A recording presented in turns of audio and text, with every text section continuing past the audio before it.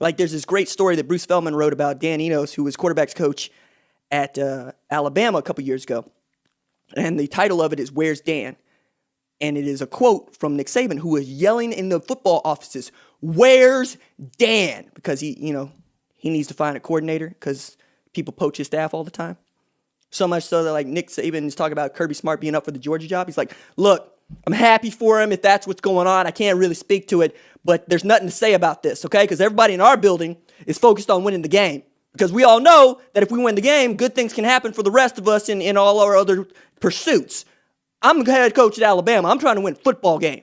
And I'm like, yo, you don't want people doing to you what you did to other people? That's rich. And, like, this is all... That's business. Yeah, what? Not personal. Isn't this all just kind of the stuff that we forget? Like, I think so many college football fans are short-sighted and have short memories. Because, like, try telling a kid that USC was the most dominant football team on the face of the earth. That wasn't that long ago. That's like, what, 2008? 2007? 2009?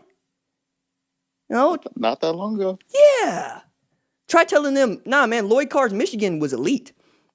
Or, my favorite, Nebraska was the best team in the world for 5 years running the option. I'd say, man, it doesn't mean anything. As big as, like, how much water I hold for those mid-90s Nebraska squads. Doesn't mean anything today. What have you done for me lately? Man. And on top of that, all we talk about is what's happening under the big top. Yep. All we care about is what's on screen. Nobody needs to know about the troubles behind or who got signed to what or how big is this buyout. No, man. What's the school board? School board. But that's it. But that's where the... No, that's not even half the story. I know, right? That's where the fun is, though. Like, not even half the story. That's where the fun is. Mm-hmm. Like, I wrote this piece that'll go up on Fox Sports later this week about the evolution of Nick Saban as his offensive philosophy. Because he talked about how they changed from pro-style play-action pass offense in 2012 that won a national championship to the kind that puts up 49.7 points a game this year with 3 Heisman finalists, on one side of the ball. And I found this old quote from 2012 where he's on a teleconference going, is this what we want the game to be? No huddle, can't even substitute on your defense. Like, that's just so unfair to the offense or to the defense. Why are we letting the offenses do this? And then 8 years later, he's talking about his own team. They go warp speed, they are brutal, and they can kill you. Because Nick Saban will recruit the best athletes in the country and teach them to play mistake-free football. Turns out they're children. They will make mistakes. And some of those mistakes mean that you're going to have to score 20 in, 7 minutes. He didn't have an offense that was built to do that. As soon as he made the switch to those sorts of offenses, 50 a game, and we'll be able to sit the starters, and then we'll put in the backups who are just as good. Like, that's mean. Because Miami used to be able to do that. Like, Jimmy Johnson's Miami used to be able to do that. Oh, you think I'm weak, huh? Nah, that dude ain't get hurt yet. He gets hurt, he ain't getting his job back. I can't, like, Michael Irvin used to say, hey, guys, no matter what you do, practice on Wednesday. What do you mean practice on Wednesday? Because, Jimmy got a rule. If you don't practice on Wednesday, you don't play on Saturday. And I swear to you, if you don't play on Saturday, you ain't getting your job back. Why? Jimmy hold a grudge?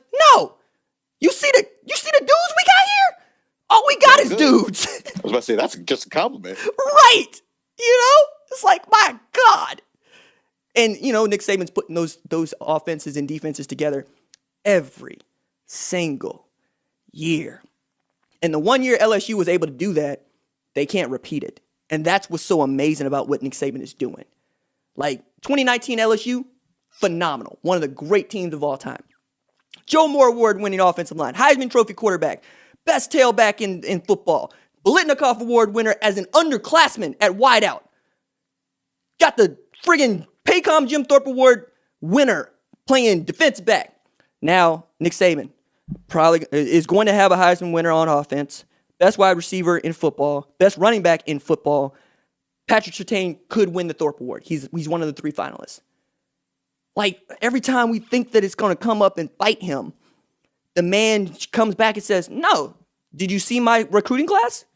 Did you see the one before that? Did you know that I finished number 1 in recruiting in 9 out of 11 years, and the only person to beat me was a 10-year assistant for me at Alabama? My number 2. The guy who spent the longest amount of time with me. And yet, I still don't think I could work for that man, because if you start yelling at me, I'm going to pick up my pen and we going. But thank you very much. Yeah. It's like, did you know that Nick Saban won a national championship coaching with an eye patch? Like, yeah, sure, like, really did. Ask him how he got it. He's got stories like that, by the way. Like, he's got those stories, but most of those stories take place in the pros. Most of those stories are, look here, little man. Apparently, the first paper to use Nick Saban, like, in print, was the Arkansas Democrat Gazette. I did not know that. So Nick Saban got to figure out how life is really done south of the Mason-Dixon line when he became a career Southeastern Conference coach. Because for years in there, what does this Yankee know about football? Big Ten, would rather watch grass grow than watch Big Ten football. Man, I love this. I really do. Ron, thank you for letting me talk at you for an hour. Hey, it's my pleasure. Don't stop. Oh, man. I was going to get into the All-America snubs, but I don't need to, and I'll do that on Wednesday. Also, just a couple of notes here. Justin Fields' thumb is fine. He's going to play on Friday. Some of the quotes coming out of Ohio State are actually pretty good. I'll have more things to say about that later. The only bowl that I'm looking forward to outside of the New Year's Six bowl games is the Cheez-It Bowl between Miami and Oklahoma State. Ought to be fun. Tylan Wass is probably going to torch that wide receiver group, but De'Aaron King is probably going to torch that defense. So we'll see. Ron, parting shots. If you watch Soul and Wonder Woman, make sure you watch Wonder Woman first, because there's only, out of those 2 movies, only one of them's good. You don't want to ruin the rest of your day. Unless you just want to be constantly on your phone, in your phone, yelling at your friends about how bad Wonder Woman is. Ron, can you put that quote out there, or can I put that quote out there that you gave me about a $200 million film? And go for it.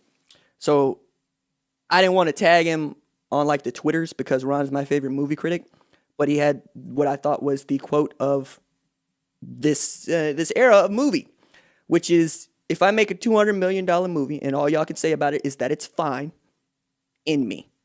Come